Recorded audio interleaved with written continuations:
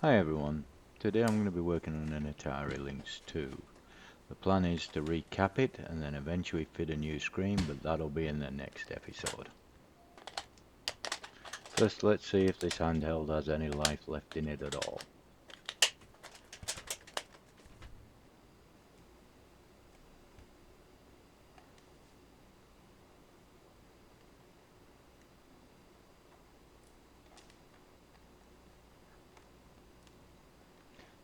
It would probably help if I actually put a game in it.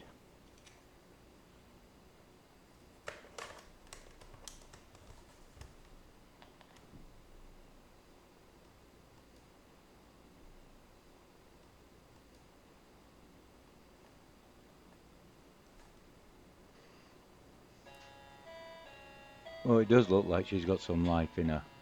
Although there's nothing on the screen, there's definitely sound.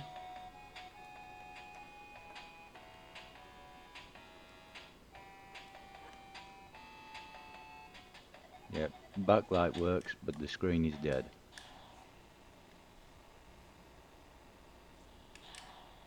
Well, it definitely sounds like the game is playing in the background, possibly just a dead screen on this unit.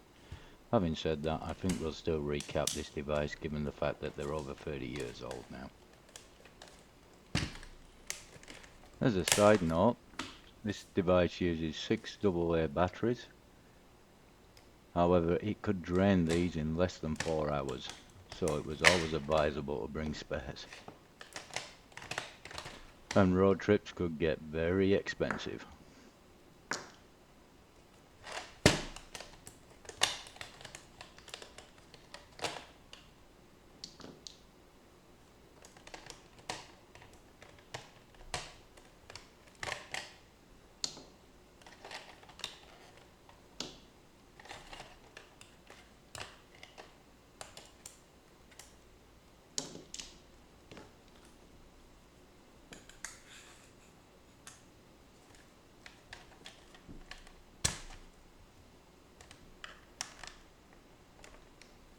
I've never taken one of these apart before, but from what I understand they're pretty easy to get apart. There's just 4 retaining screws hidden under these rubbers.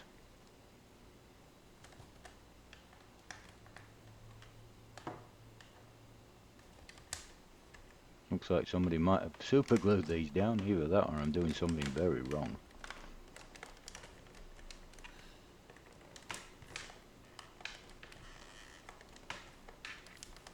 Aha, here we go.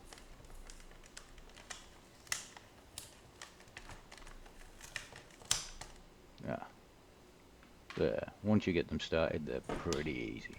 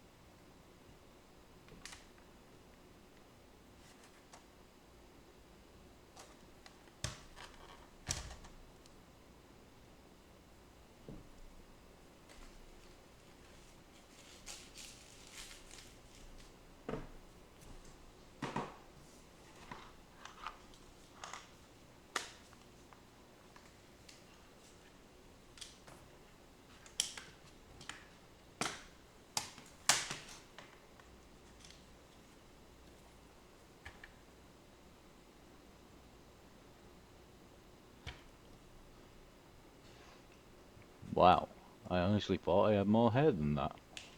Oh well.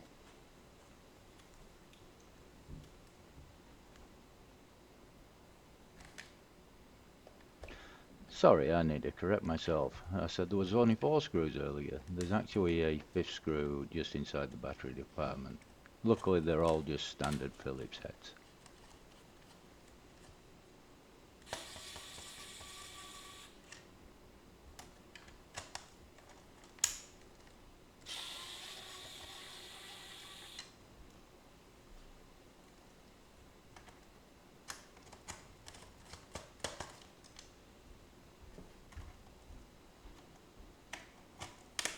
I can't be sure, but it certainly doesn't feel like anybody's been in this handheld before. Those screws are making a nice solid crack when you open them.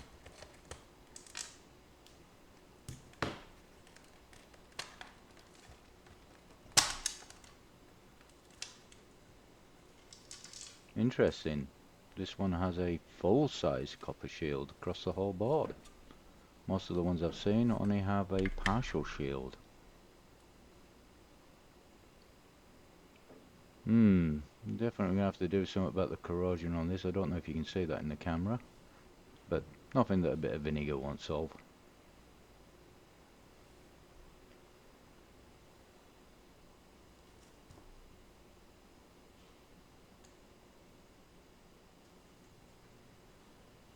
Now we just need to get this battery tray out, and then we can look at taking the board out.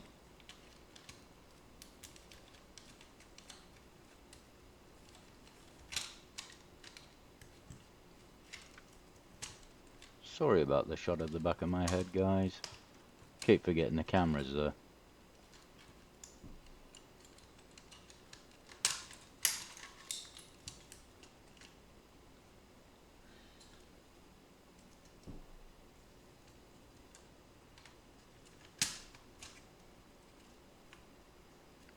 Now I do need to be a little bit careful here with those ribbon cables,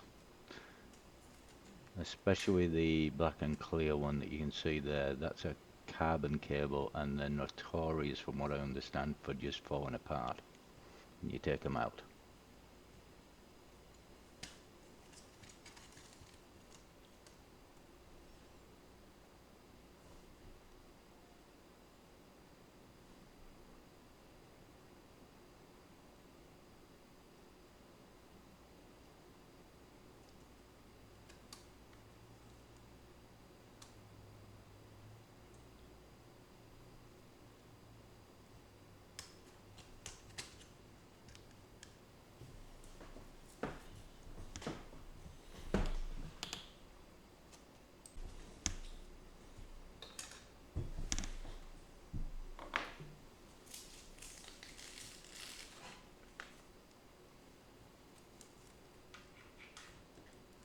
First things first, let's unplug these cables. There's a connector on the left and right side of the board.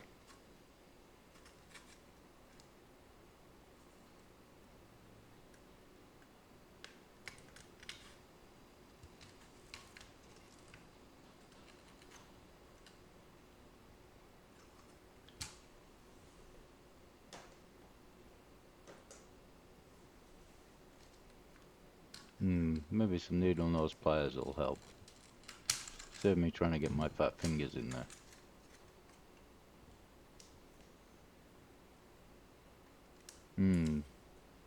Fingers crossed I don't break this.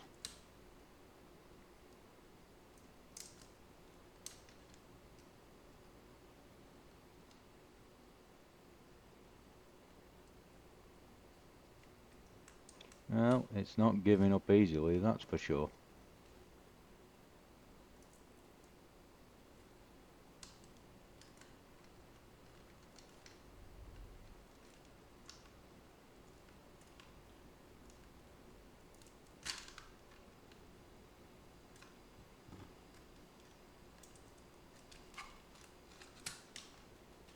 Ah, excellent. And I didn't even break it. Now for the screen cable. I'm not so worried about this one, as I'm going to eventually replace the screen anyway.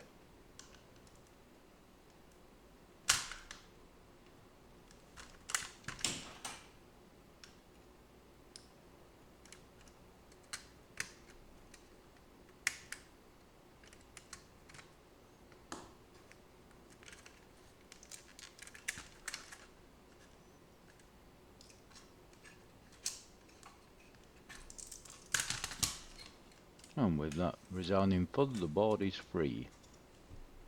I do like these old backlight systems. Very impressive for their day. But let's put that aside for now, so we can actually get back to the main board.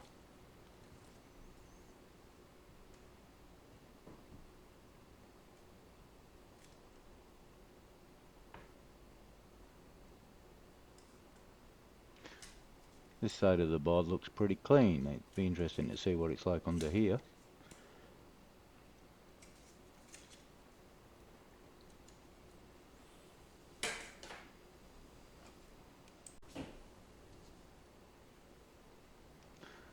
First, let's deal with those corroded screws.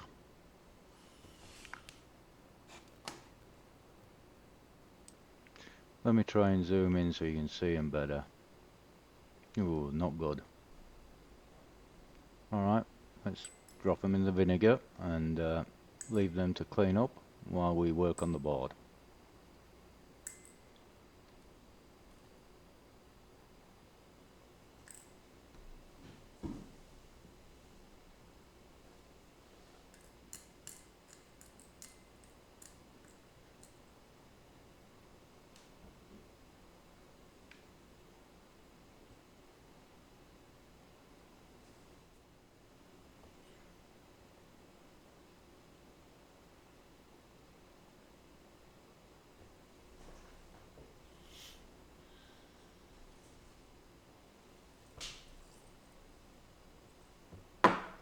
Oh, I think that's enough chemistry for one day. Let's get back to recapping this board, shall we?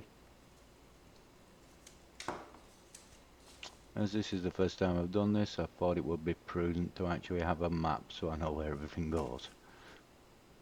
I will need to remove the solder pads holding the copper down so that I can get under it. Anyway, let's get on with it, shall we?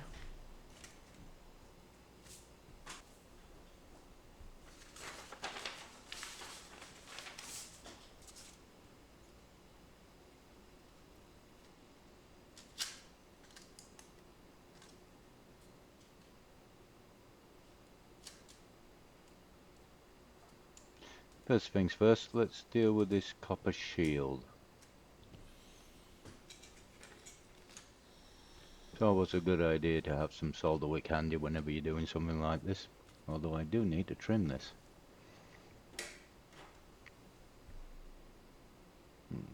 For some reason I didn't clean up the last time I used this.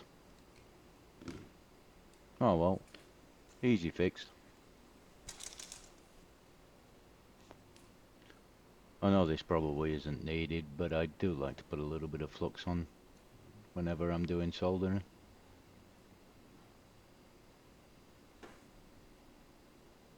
And for anybody in the States, I am English, so I'm afraid I can't apologise for using the word solder instead of solder.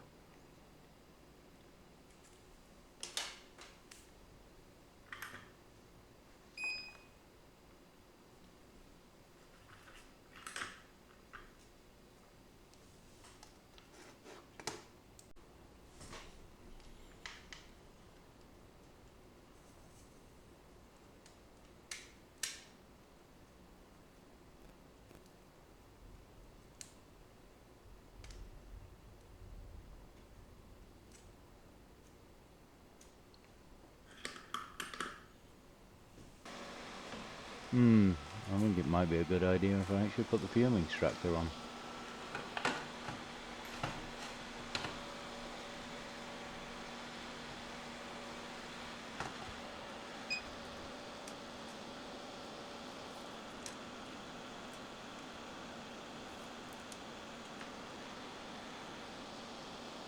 It's at this point that the solder wick gets stuck to the board.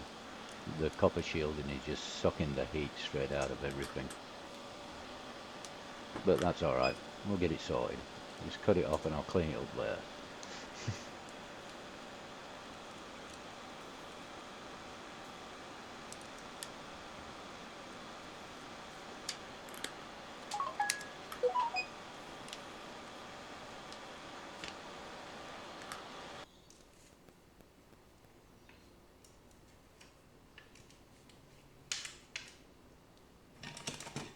To make my life easy, I'm going to use the desolder gun to get rid of these old caps. They're all 4 holes, so it shouldn't be too much of an issue.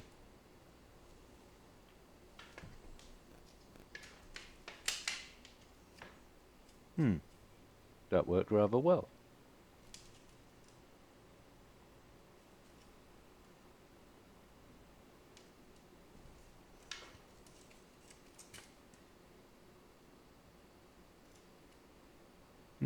Which one to do next? Kind of spot for choice, really, aren't I? Oh well, enough looking. Suppose I should get on with it.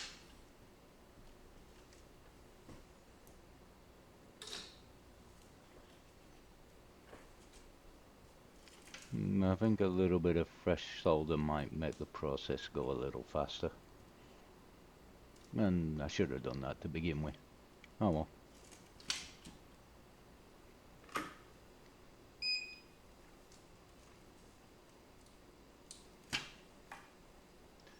The reason I'm adding fresh solder to these solder points is that the old solder has been there for a long time and has probably oxidized, which affects the actual heat transfer. Adding the new solder to it will actually activate some flux from the new solder, help clean the joints and help them flow a bit better, and certainly help the heat transfer from my iron. Basically making my life easier and the removal quicker.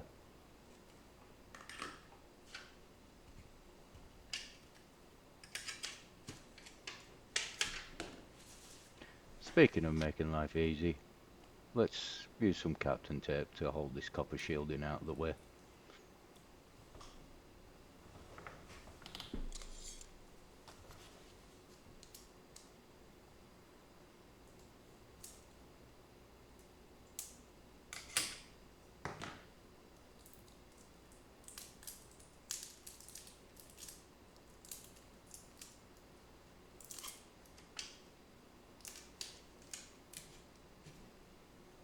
There, that is so much better.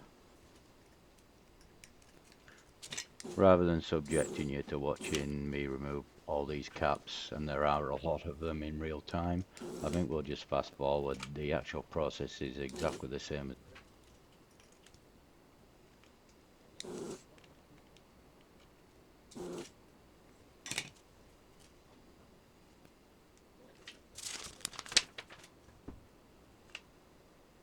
Throughout the process, I'm constantly going back and cross-checking my component map to make sure that I am actually getting all the right components and not removing anything I shouldn't. For anyone interested in taking on a similar project, I actually purchased the capacitor kit, which came with the component maps and everything from a company called K Retro here in Australia. This is not sponsored, I paid for it at my own money, but I would highly recommend taking a look at their stuff if you're in the market. Anyway, let's put a little bit of background music on and you can enjoy watching me struggle with it.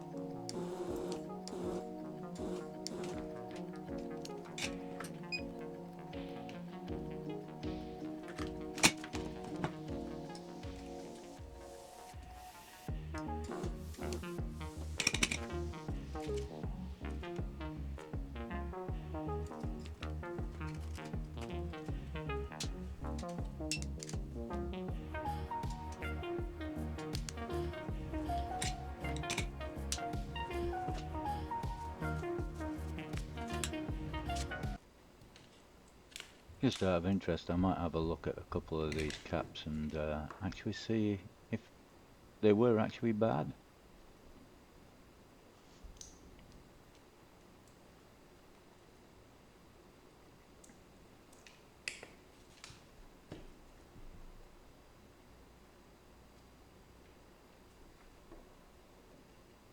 Well, actually, that one seems to be probably just within tolerance.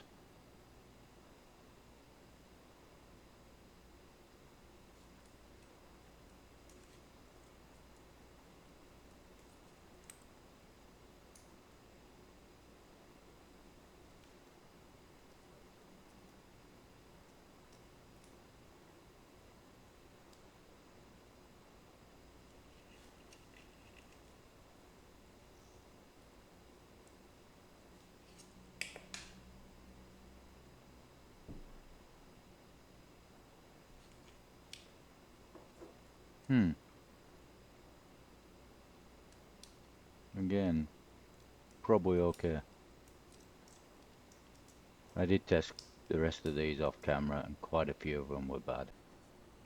Anyway, let's get back to actually installing the new capacitors and giving this old boy a new lease on life and hopefully another 30 years of fun and entertainment.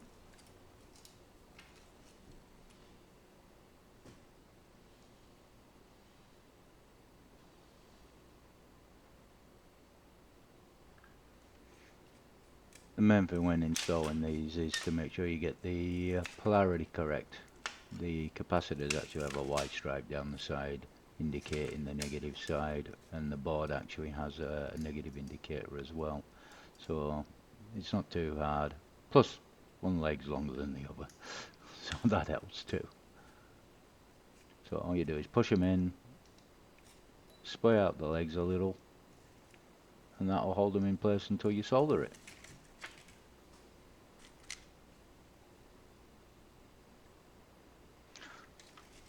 When I'm doing this sort of work, I tend to do them in batches. It's just my process. I'm sure that there are probably better ways of doing this than that I'm doing. If you know of a more efficient way, please feel free to leave a comment. I'm always open to learning new things.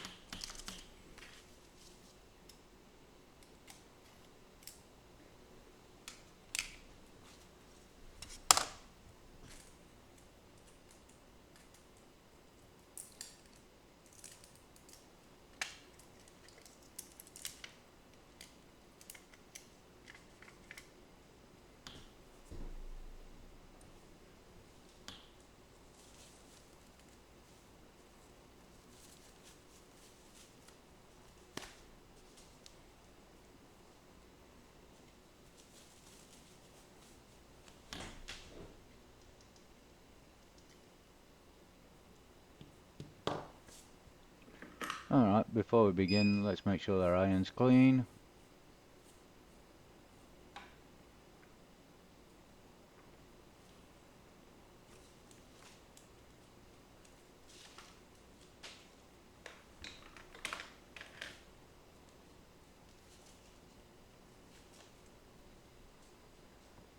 Sorry about my head getting in the way of the camera, guys.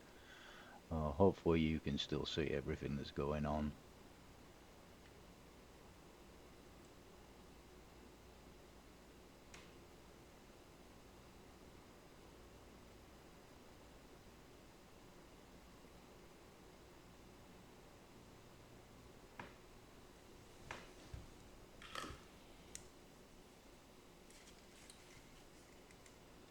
Once I've demonstrated how I'm doing this with these two, I will fast forward through it rather than making you sit there and watch me put every single cap in individually.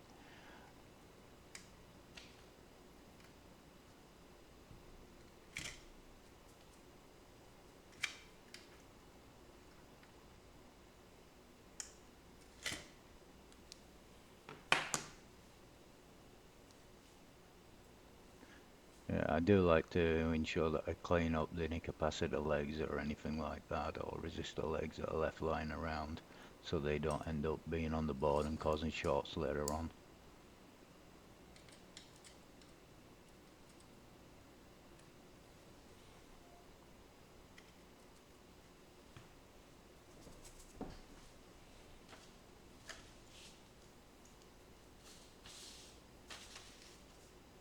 I also like to tick off the capacitors on the component map as I install them. Just helps me keep track of where I am and make sure I haven't missed any. Alright, let's do a little bit of fast forward and some music.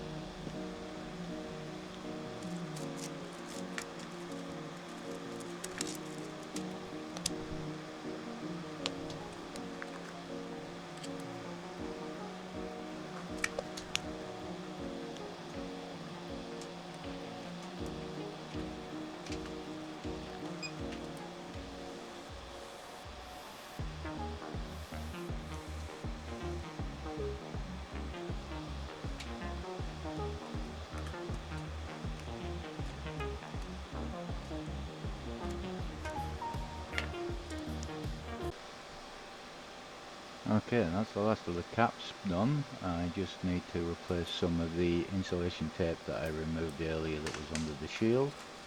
I'm just going to use Captain tape. I think it's probably fresher and a little bit better than what was originally there.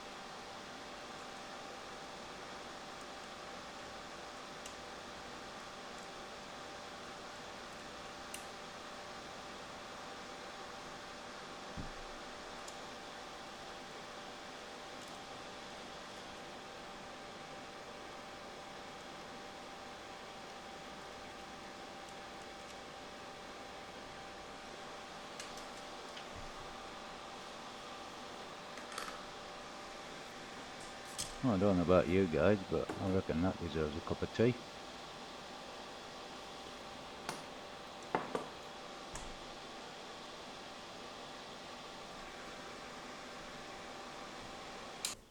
Okay, that's the hard part done, at least for this video anyway.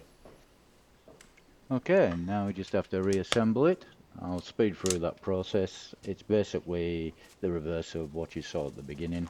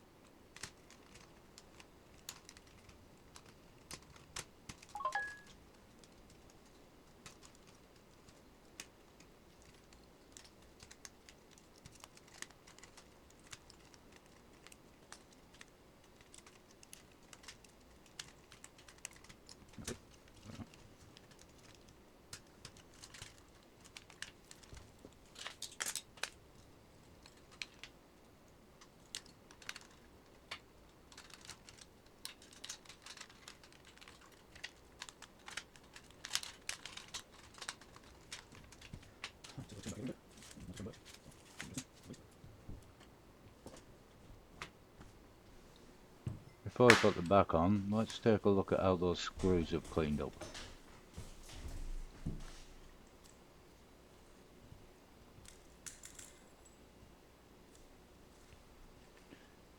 Yeah, I need to give them a really good thorough cleaning and make sure they're really dry before we put them back in. I don't want them causing any problems with the PCB. But all in all, I think that is a marked improvement.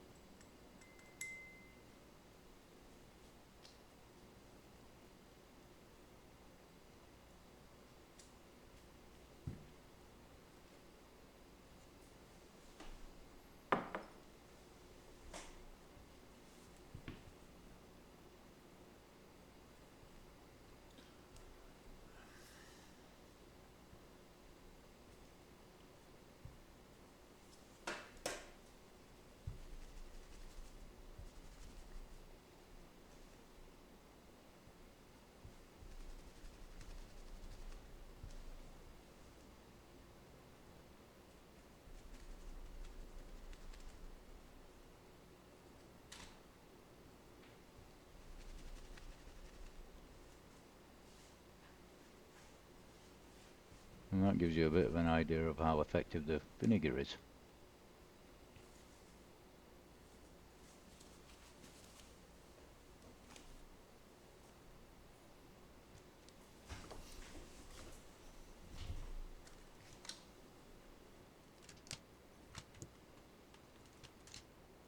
The real question is, when we've put it back together again,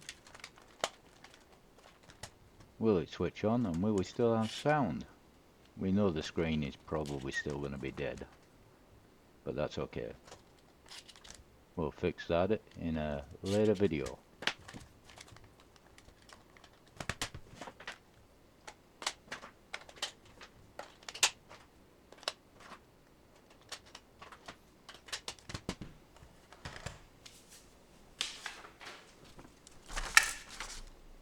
Now, where did I put those game cartridges? Don't want to make the same mistake I did at the beginning of the video. Ah, here they are. Okay, let's start with some California games. Well, backlight comes on.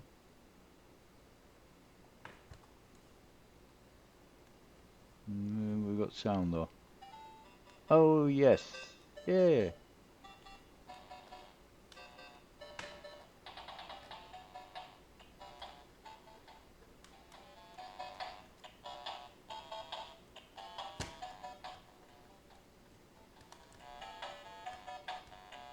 Well, I guess we haven't made it any worse.